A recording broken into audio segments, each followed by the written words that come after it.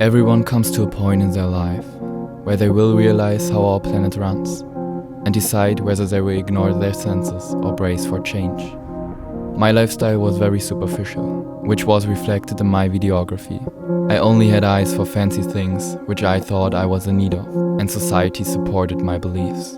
When I was 23, clarity began to overwhelm me. I finally broke through my ignorance and lack of empathy that had been built up by myself, my environment, and my inability to be honest.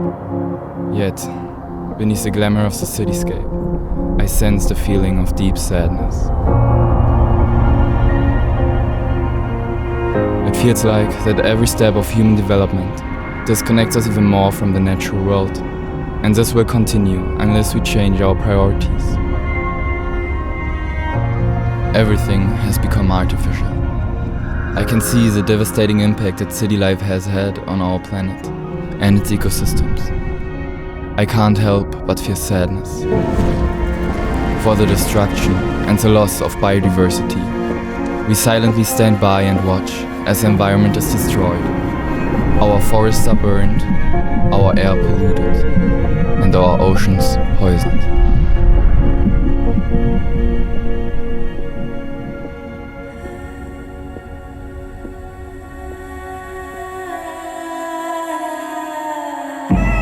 Why is it that we collectively admire the most successful people of world-leading companies, even when we know they make billions at the expense of children, slaves, and even our whole planet? With almost everything we consume, we cause suffering and pollution around the world.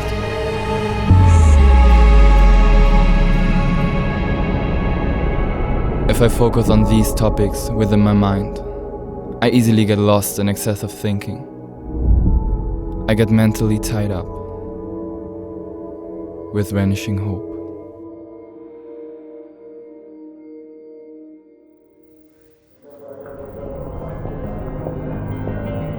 Because I didn't want to get lost within the circles of my thoughts, I decided to give my films a new purpose. Even though there are many things I cannot change, because some solutions depend on inventions, technologies, and governmental decisions. But I can raise awareness, and in the process, influence change.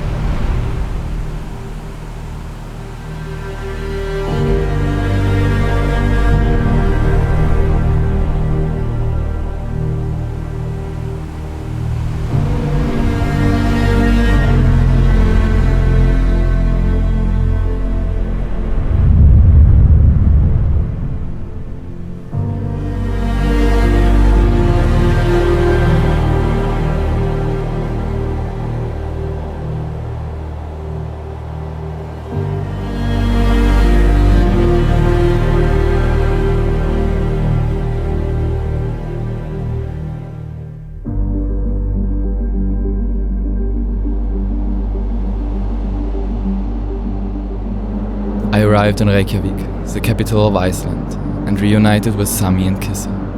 We, the team of World of Waves, are raising financial support for environmental organizations. And at the same time, we also have the opportunity to get an in-depth look at their work. We drove through the night to reach Húsavík, where we stayed for a few days to get some impressions of Iceland.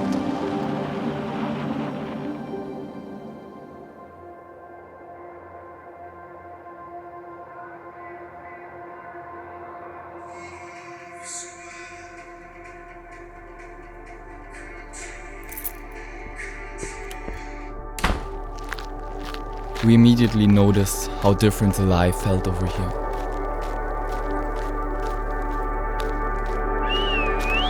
It seemed like a place where I can finally take a breath.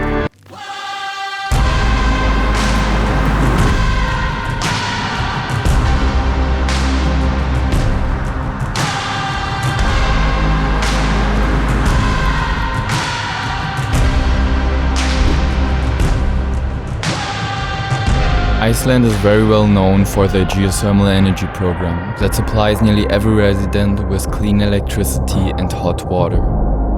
Besides, it's impressive to watch as well.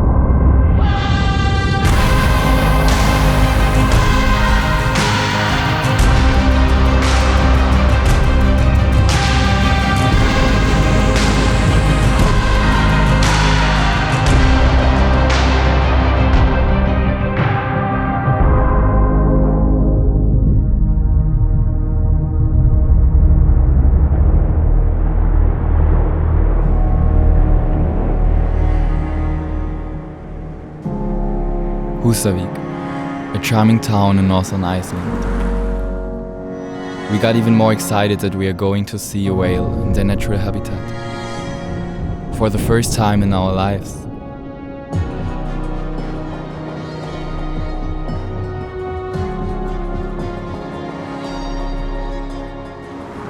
We had the chance to join a sailing expedition by Ocean Missions, a non-profit organization who are affiliated with North Sailing Whale Watching.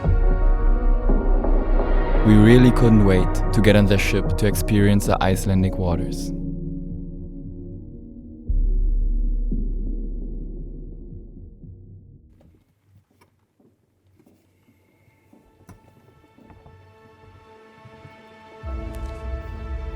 On board I found a book written in 1935 from Frank Carr, a sailor and museums director who was responsible for restoring and preserving a large number of ships. This is quite similar to the ideals of North Sailing. They restore old fishing and whaling ships, save them from destruction and adapt them to an even greater purpose. Opal is an impressive wooden, two-masted schooner. It became the first hybrid ship operating in Iceland to aim for more sustainability.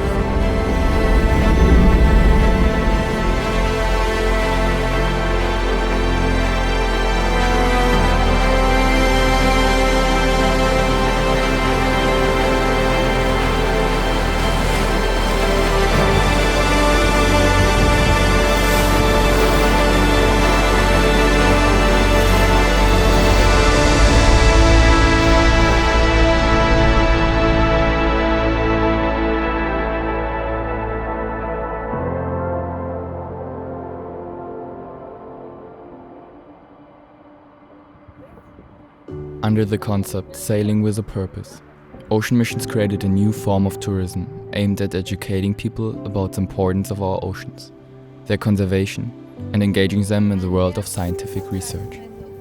Following the instructions of the Ocean Missions crew, we took several samples from the water surface throughout the expedition, with the so-called manta trawl. The manta trawl is deployed on the ocean surface, while it filters out the water. After a half hour, we sought out what the sea filtered. Among the things we found were algae and other small sea creatures. We also discovered small pieces of plastic. Being able to see it with your own eyes and changing its perspective is an important thing in becoming aware of plastic pollution. Additionally, we collected zooplankton, which forms the base of the food chain of marine life, to be sent to a laboratory for examination. It sets us back into school memories, which we have long forgotten. Looking through a microscope feels like diving into a completely different world.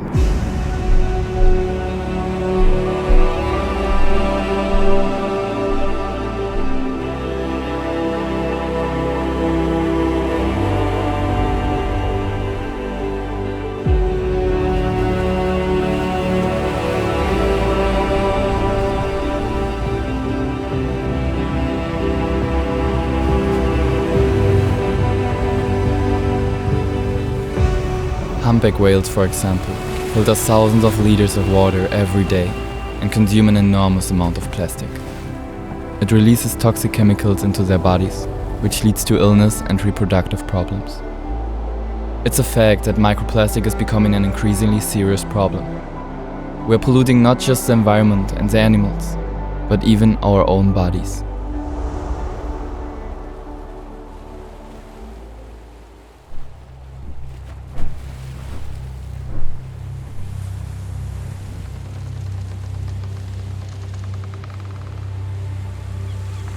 The crew consists of experienced sailors, adventurous scientists, and whale researchers. One of their goals is to discourage tourists from supporting the whaling industry. We know that humans have killed millions of whales in the past, though there is no need to kill them anymore. In truth, quite the opposite is the case. Whales feed on krill and zooplankton. Their excretion increases the growth of phytoplankton, which captures a significant amount of all CO2 produced worldwide, and contributes at least 60% of all oxygen. In the fight against the climate crisis, whales can especially be one of our greatest allies.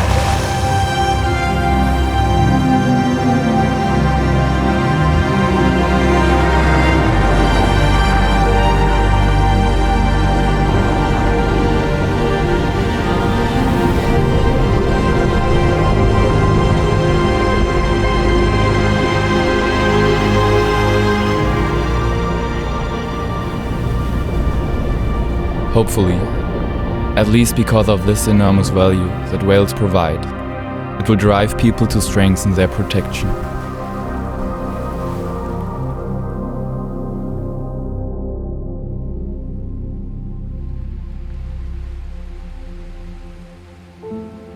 None of my previous travels have allowed me to perceive the beauty and power of the waves as much as I have here.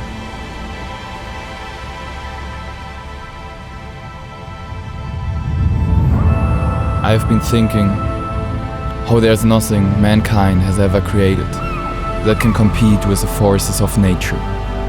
Somehow, it makes me feel confident that even humans are not almighty.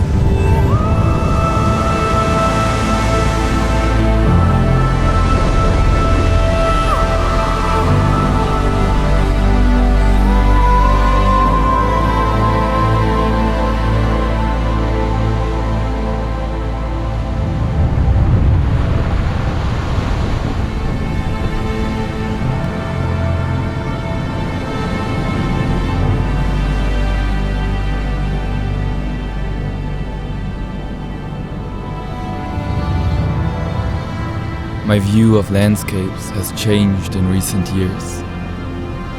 It has become more and more difficult for me to enjoy them, considering that we are the reason for the increasing destruction.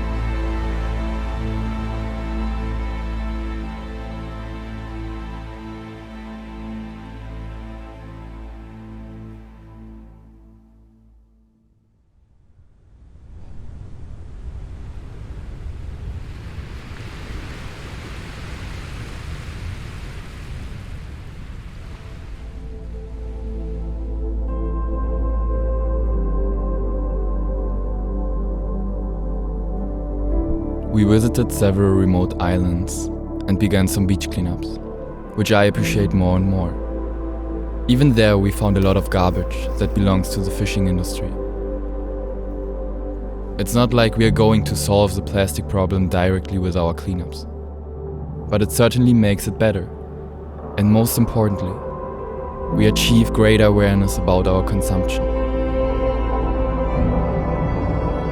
We're throwing things away like there is no tomorrow. To recycle was not at the forefront of my lifestyle either. But the fact that I'm constantly confronted with these problems has made me change my mind.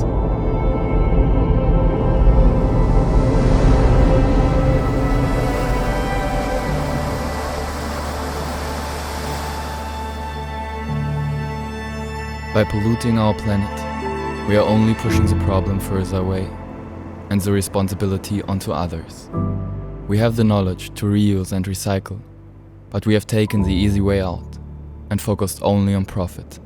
What's for sure is that living creatures, whether it's a whale or nesting seabirds, are often getting tangled up and killed by our irresponsible garbage disposal. I'm convinced that all lives matter.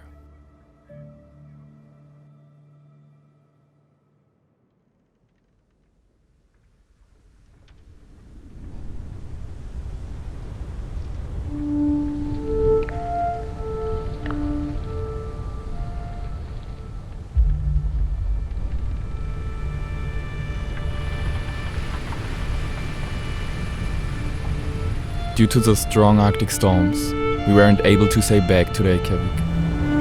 Our safety was not guaranteed, and instead we made it to Iceland's northernmost island, Grimsey.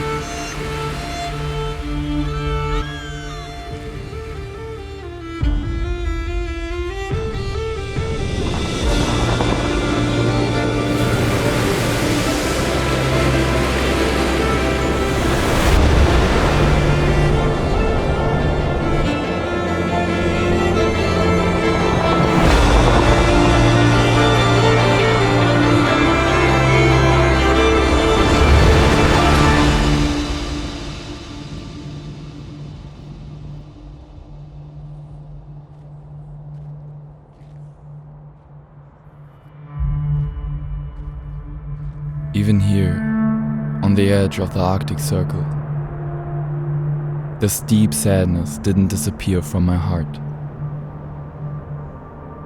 How can we understand the consequences we inflict on nature when step by step we lose our connection with it? Above all, one thing was made perfectly clear to me. Humanity is raping the world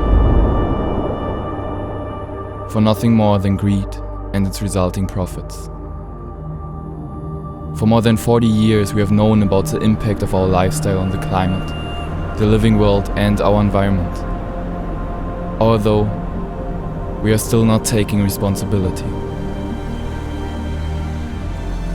These deep feelings spoke to me. Now, I would focus on things that touch my heart and prevent me from covering it with silence. I underestimated how essential it is to spend time with like-minded people. People who are committed to protecting the environment and tackling the climate crisis. What the world needs most is people who are aware, taking responsibility and being more honest.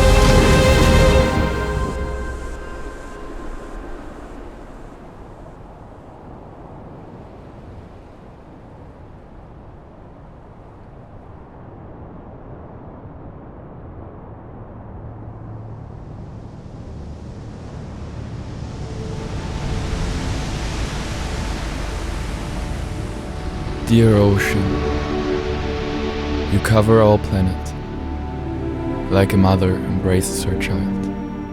Your strength, even a human cannot break.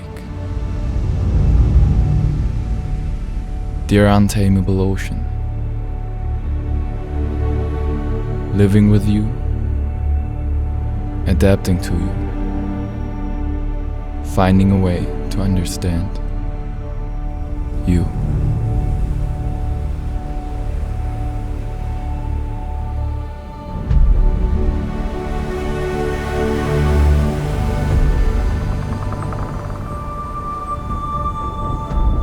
To sail a ship, you need courage, bravery, teamwork, and above all, an understanding of the ocean. It is impressive to watch this team, which is well attuned to each other. I can truly feel how the crew is driven by the ocean, and how they are filled with passion for sailing and protection.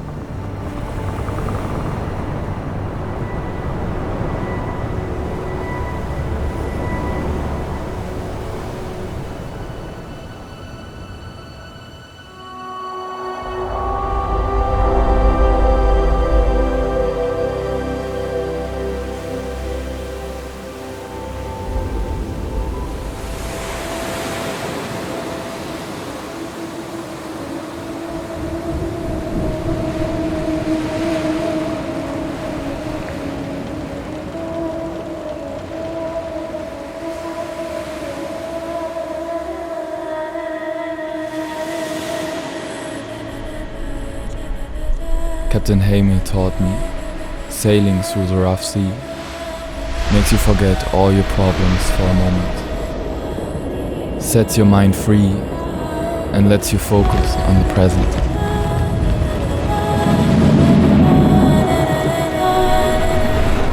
You feel the ship become one with the sea.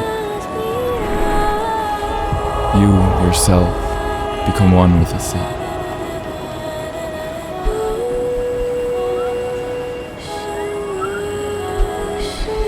Letting nature be in control of you.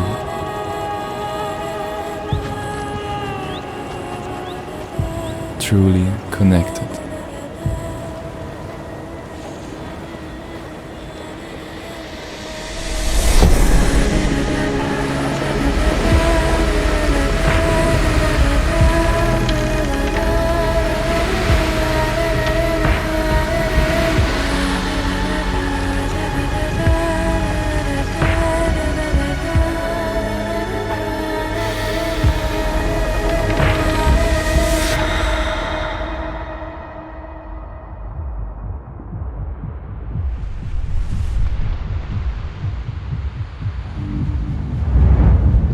One thing is certain.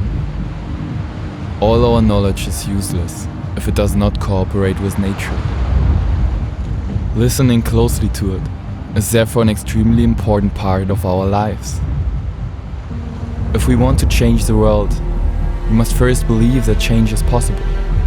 Simply surrendering to climate fate means giving up. I can't choose the time I'm born into, but instead of whining about it, I want to think about what I can do right now.